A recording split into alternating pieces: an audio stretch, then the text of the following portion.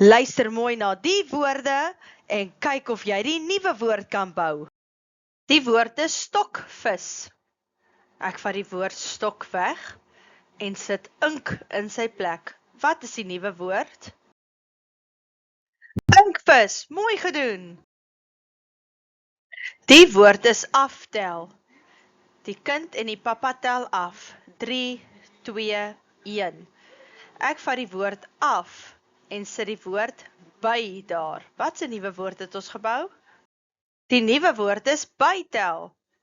Hy het 2 en hy tel 3 by. Die woord opklim. Die seun klim op die leer.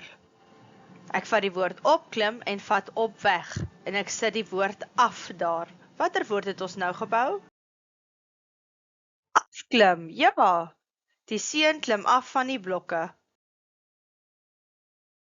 Ek het die woord beesmelk. Ek vat die woord bees weg en sit bok in sy plek.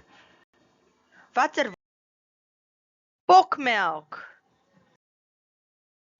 Die woord is versiersuiker. Ek vat die woord versier weg en sit die woord strooi daar. Wat is die nuwe woord? Strooisuiker, mooi. Die kind drink vars water. Ek vat die woord vars water, ek vat die woord vars weg. En ek sit see in sy plek.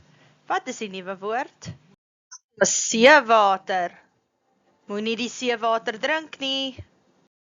Ek het die woord meisieskool. Ek vat die woord meisie weg en sit seun in sy plek. Watter woord het ek nou?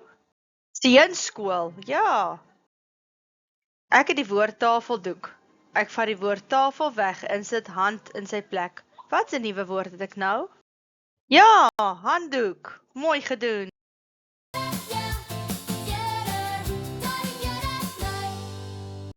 Goeie werk!